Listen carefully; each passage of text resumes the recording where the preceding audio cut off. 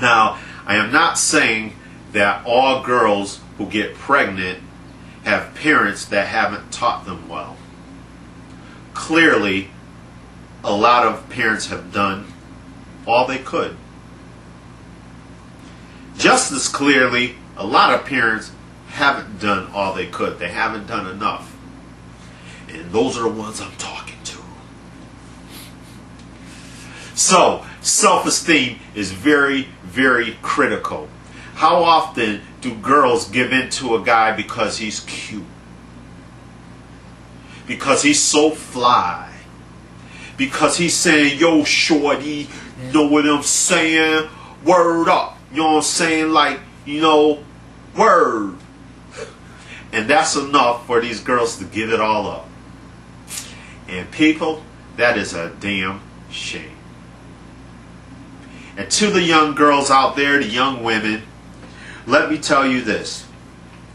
Simply because a guy tells you that he loves you doesn't make it so.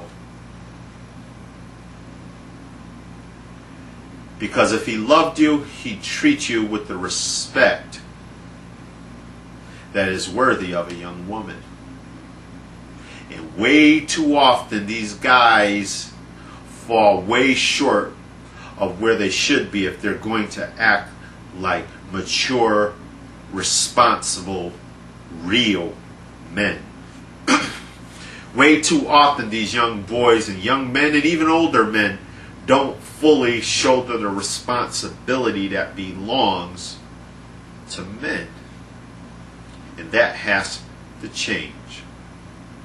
So, when these young girls, start to come into their womanhood, they're teenagers and start going into puberty, so on and so forth, I think it's before puberty even hits that it should be instilled in young girls that you are worthy of respect. And I think that way too often parents are letting their kids date too early. They might think, oh, well, it's just normal, and, it's what kids are going to do, and if I don't let them do it, well, they're going to do it anyways, and so I might as well, and all this garbage. Too many parents think they don't have options, they don't have choices, they don't have power.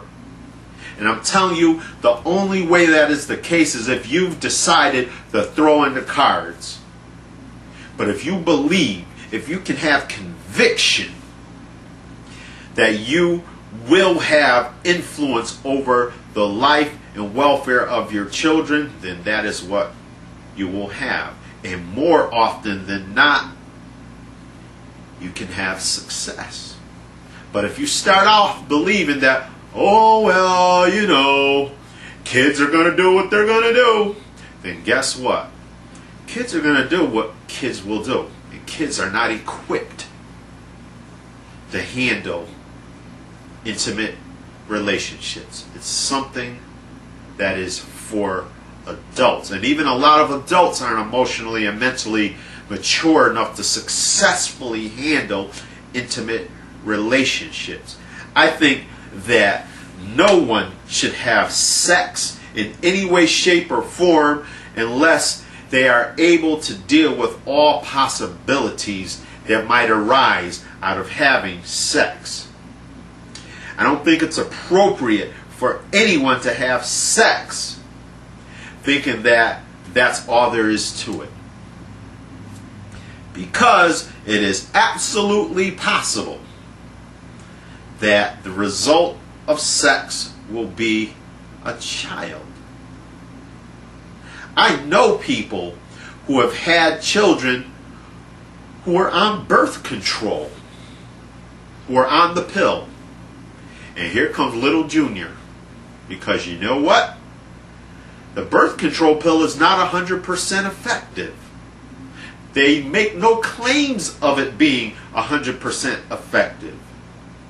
Sometimes a child is still going to come. But will you be ready to deal with a child? Are you ready for that? You might think you're using a condom. condoms are not 100% effective. Condoms break, condoms slip off. A lot of people don't know how to use them properly. And here comes little Junior. So I think that no one should have sex unless they are fully capable of dealing with all the possible outcomes. One outcome is a child. Another outcome is disease. So taking children, are you in a position to be able to provide a stable, secure home for a child? I'm not talking about your mommy and your daddy have a nice place and they'll help you out. I'm not talking about, well, I could go down to the welfare office, you know what I'm saying, and get my check because, yo, that's my money. No, it's not.